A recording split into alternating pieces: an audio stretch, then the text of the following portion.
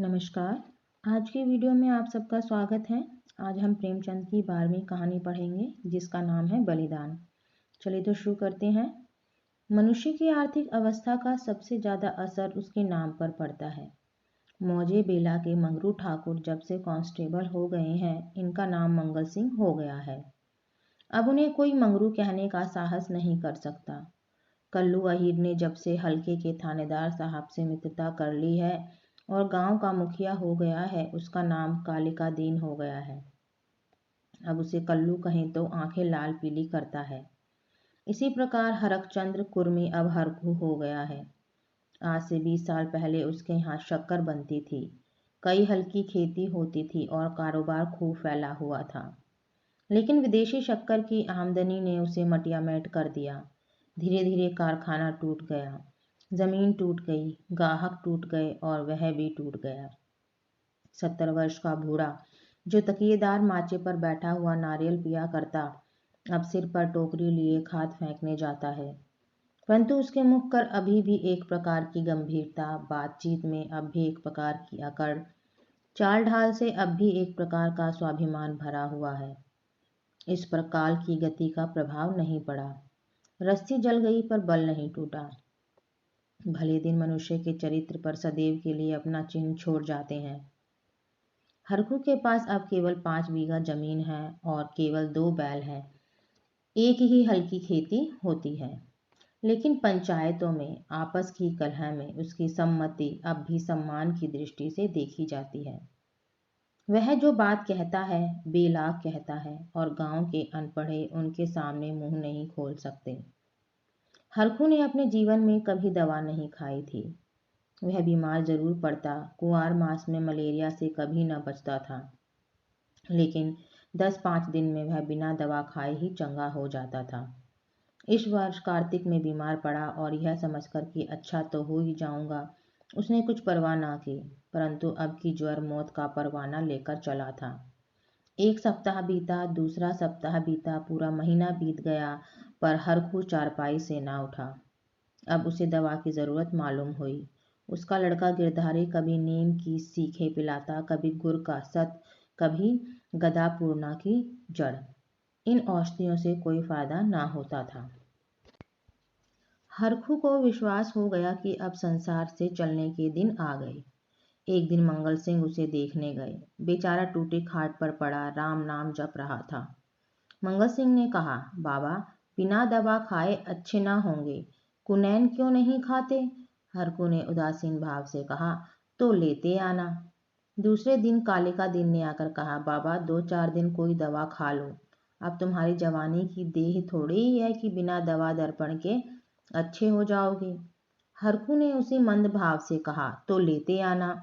लेकिन रोगी को देख आना एक बात है, दवा लाकर देना उसे दूसरी बात है। पहली बात शिष्टाचार से होती है, दूसरी सच्ची संवेदना से। ना मंगल सिंह ने खबर ली, ना कालका दीन ने, ना किसी तीसरे ही ने। हरखू दालान में खाट पर पड़ा रहता।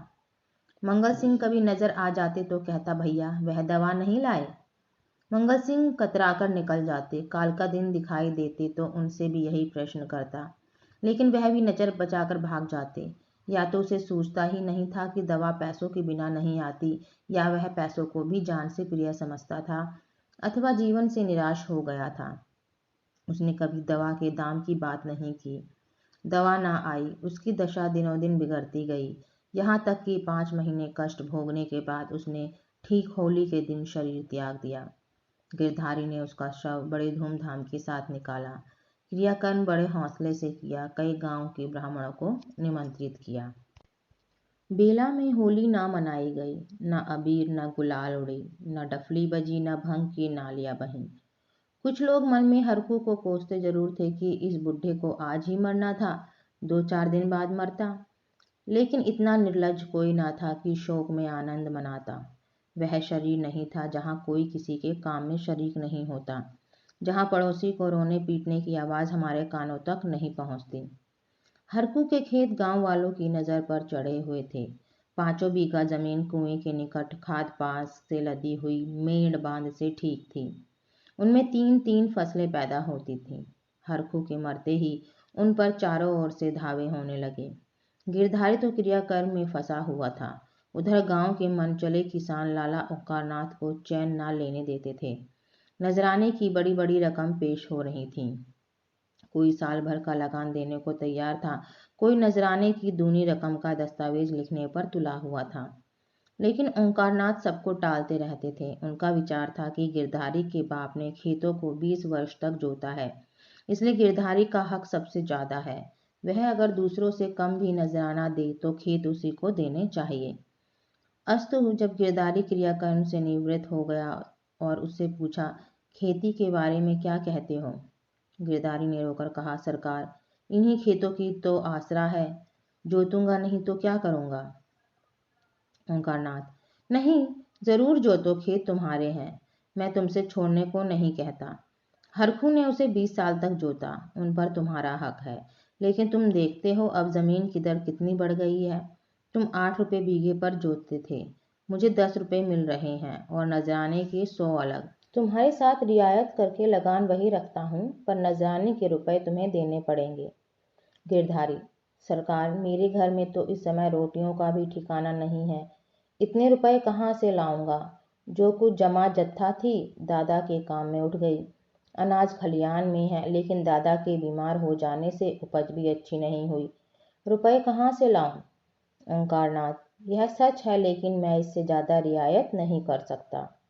गिरधारी, नहीं सरकार, ऐसा ना कहिए, नहीं तो हम बिना मारे मर जाएंगे। आप बड़े होकर कहते हैं तो मैं बैल बछिया बेचकर 50 रुपया ला सकता हूँ। इससे पेशी की हिम्मत मेरे नहीं पड़ती। ओंकारनाथ चिढ़कर बोले, तुम समझते होंगे कि हम ये रुपए लेकर अपने घर में रख लेते हैं और चैन की बंसी बजाते हैं, लेकिन हमारे ऊपर जो कुछ गुजरती है हम भी जानते हैं। कहीं यह चंदा, कहीं वह चंदा, कहीं है नजर, कहीं वह नजर, कहीं यह इनाम, कहीं वह इनाम। इनके मारे कचूमर निकल जाता है। बड़े दिन में सैकड़ों रुपए डालियों में उड़ जाते हैं। जिसे डाली ना दो वही मुंह फुलाता है। जिन चीजों के लिए लड़के तरस कर रह जाते हैं उन्हें बाहर से मंगवा कर डालियां सजाता हूँ। उस पर कभी कानून गो आ गए, कभी तहसीलदार, कभी डिप्टी साहब का लश्कर आ गया। सब मेरे मेहमान होते हैं। अगर ना करूं तो नक्कू बनूं और सबकी आंखों में कांटा बन जाऊं। साल में 1000-1200 मोदी को इसी रसद खुराक के मद में देने पड़ते हैं। यह सब कहाँ से आए? बस यही जी चाहता है कि छोड़कर चला जाऊं। लेकिन हमें परमात्मा ने इसलिए बनाया है कि एक से रुपया सताकर लें और दूसरे को रो रो कर दें, यही हमारा काम है। तुम्हारे साथ इतनी रियायत कर रहा हूँ, मगर तुम इतनी रियासत पर भी खुश नहीं होते तो हरी इच्छा, नजराने में 1 पैसे की भी रियायत ना होगी। अगर 1 हफ्ते के अंदर रुपए दाखिल करोगे तो खेत जोतने पाओगे, नहीं तो नहीं, मैं कोई दूसरा प्रबंध कर दूंगा। लेकिन सुभागी यूं चुपचाप बैठने वाली स्त्री न थी। वह क्रोध से भरी हुई कालिका दिन के घर गई और उसकी स्त्री को खूब लथेड़ा। कल का बानी आज का सेठ खेत जोतने चले हैं। देखें कौन मेरे खेत में हल ले जाता है और अपना और उसका लोहू एक एक कर दूं। पड़ोसिन ने उसका पक्ष लिया। तो क्या गरीबों को कुचलते फिरेंगे? सुभागी ने समझा, मैंने मैदान मार लिया। उसका चित्त बहुत शांत हो गया। किंतु वही वायु जो पानी में लहरें पैदा करती है, वृक्षों की जड़ से उखाड़ डालती है, सुभागी तो पड़ोसियों की पंचायत में अपने दुखड़े रोती और कालिका दिन की स्त्री से छेड़ लड़ती। इधर गिरधारी अपने द्वार पर बैठा हुआ सोचता, अब मेरा क्या हाल होगा? अब यह जीवन कैसे कटेगा? ये लड़के किसके द्वार पर जाएंगे? मजदूरी का विचार करते ही उसका हृदय व्याकुल हो जाता। इतने दिनों तक स्वाधीनता और सम्मान को सुख भोगने के बाद अधम चाकरी की शरण लेने के बदले वह मर जाना अच्छा समझता था। वह अब तक गृहस्थ था, उसकी गणना गांव के भले आदमियों में थी। उसे गांव के मामले में बोलने का अधिकार था। उसके घर में धन ना था, पर मान था। नाई, कुम्हार, पुरोहित, भाट, चौकीदार, ये सब उसका मुंह ताकते थे। अब यह मर्यादा कहाँ? अब कौन उसकी बात पूछेगा? कौन उसके द्वार आएगा? अब उसे किसी के बराबर बैठने का, किसी के बीच में बोलने का हक नहीं रहा। अब उसे पेट के लिए दूसरों की गुलामी करनी पड़ेगी। अब पहर रात रहे कौन बैलों को नांद में लगाएगा? वह दिन अब कहाँ जब गीत गाकर हल चलाता था। चोटी का पसीना एड़ी तक आता था, पर जरा भी थकावट ना आती थी। अपने लहलहाते हुए खेत को देखकर फूला ना समाता था। खलियान में अनाज का ढेर सामने रखे हुए अपने को राजा समझता था। अब अनाज को टोकरे भर भर कर कौन लाएगा, अब खेती कहाँ, बखार कहाँ। यही सोचते सोचते गिरधारी की आंखों में आंसू की झड़ी लग जाती थी। गांव के दो चार सज्जन जो कालिका दीन से जलते थे, कभी कभी गिरधारी को तसल्ली देने आया करते थे, पर उनसे भी खुलकर ना बोलता। उसे मालूम होता कि मैं अब की नजरों में गिर गया। अगर कोई समझता था कि तुमने क्रियाकर्म में व्यर्थ इतने रुपए उड़ा दिए तो उसे बहुत दुख होता। वह अपने उस काम पर जरा भी ना पछताता। मेरे भाग्य में जो कुछ लिखा है वह होगा, पर दादा के ऋण से तो उऋण हो गया। उन्होंने अपनी जिंदगी में चार को खिलाकर खाया, क्या मरने के पीछे उन्हें पिंडे पाने को तरसा था। इस प्रकार 3 मास बीत गए और आषाढ़ आ पहुंचा। आकाश में घटाएं आई, पानी गिरा। किसान हल जुए ठीक करने लगे, बड़े हलों की मरम्मत करने लगा। गिरधारी पागल की तरह कभी घर के भीतर जाता, कभी बाहर जाता। अपने हलों को निकाल देखता। इसकी मुठिया टूट गई है, इसकी फाल ढीली हो गई है। जुए में सैला नहीं है। देखते देखते वह एक क्षण अपने को भूल गया। दौड़ा हुआ बड़ई के यहाँ गया और बोला, रज्जू, मेरे हाल भी बिगड़े हुए हैं, चलो बना दो। रज्जू ने उसकी ओर करुण भाव से देखा और अपना काम करने लगा।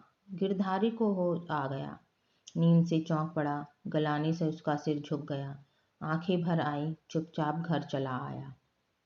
गांव में चारों ओर हलचल हुई थी कि कोई सन के बीज खोजता फिरता था, कोई जमींदार के चौपाल से धान के बीज लिए आता था। कहीं सलाह होती कि इस खेत में क्या बोना चाहिए।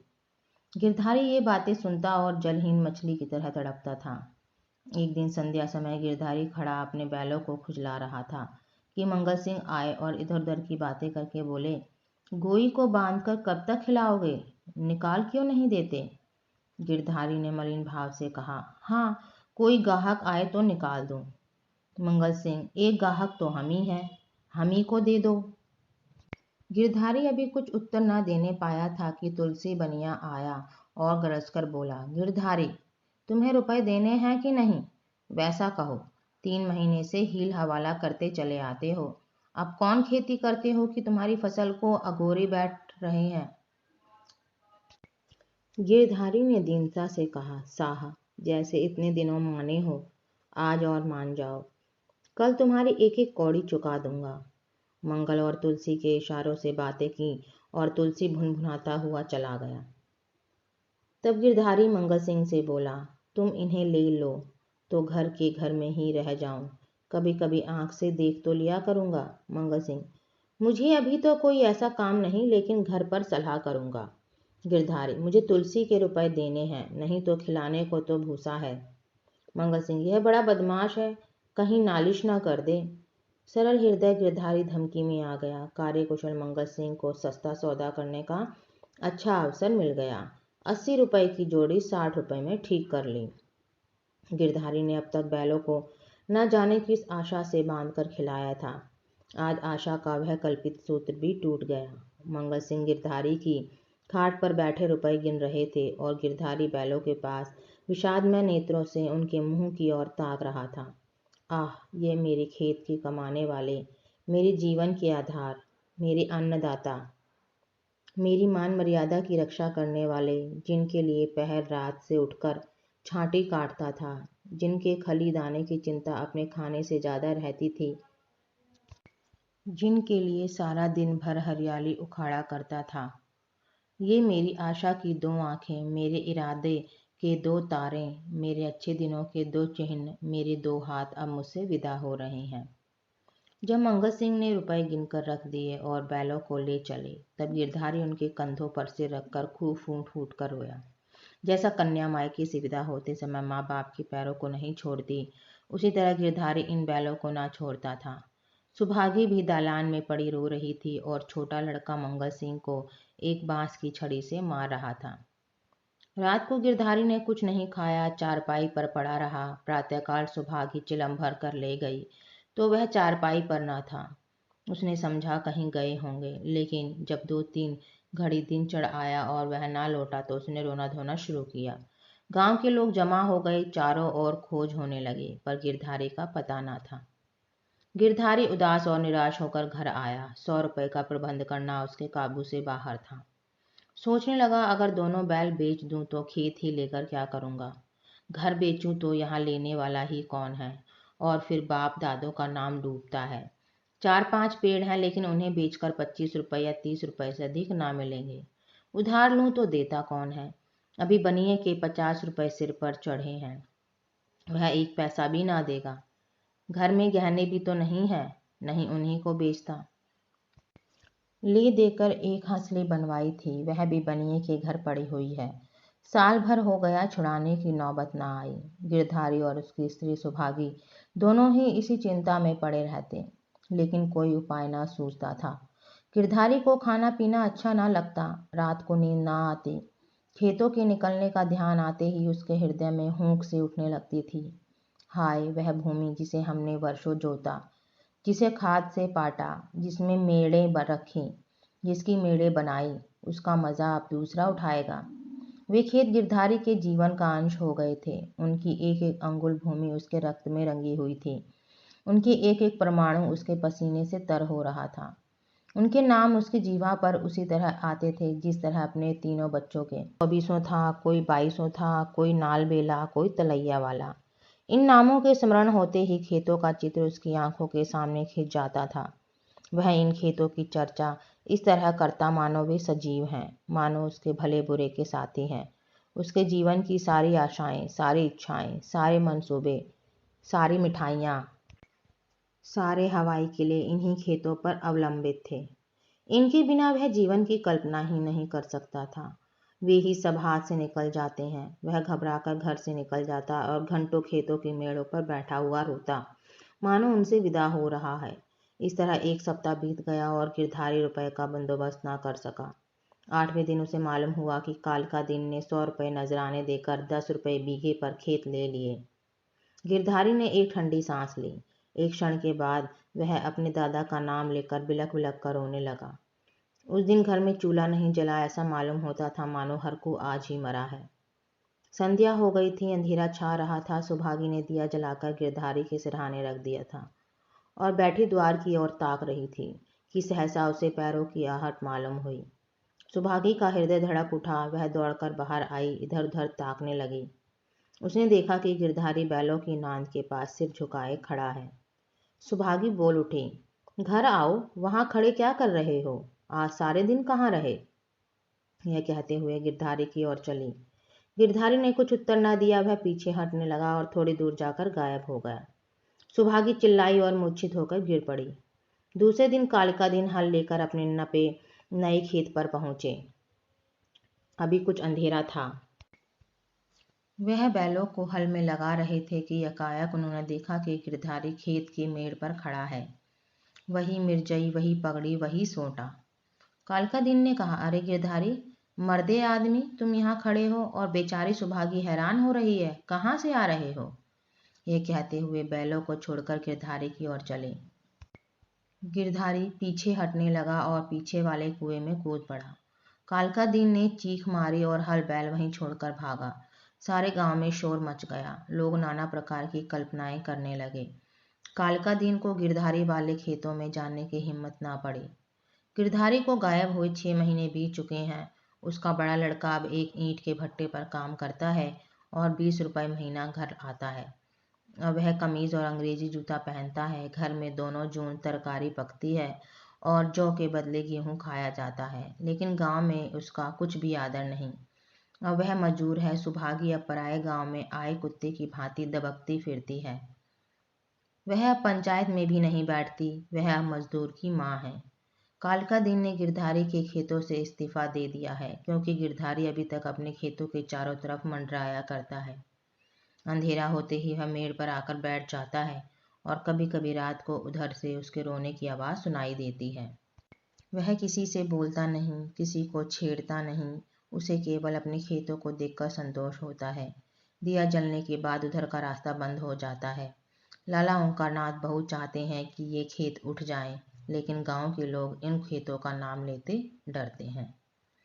तो दोस्तों, आप सबको ये कहानी कैसी लगी कमेंट बॉक्स में ज़रूर लिखना और अपने दोस्तों को व अन्य को शेयर ज़रूर करना। धन्यवाद।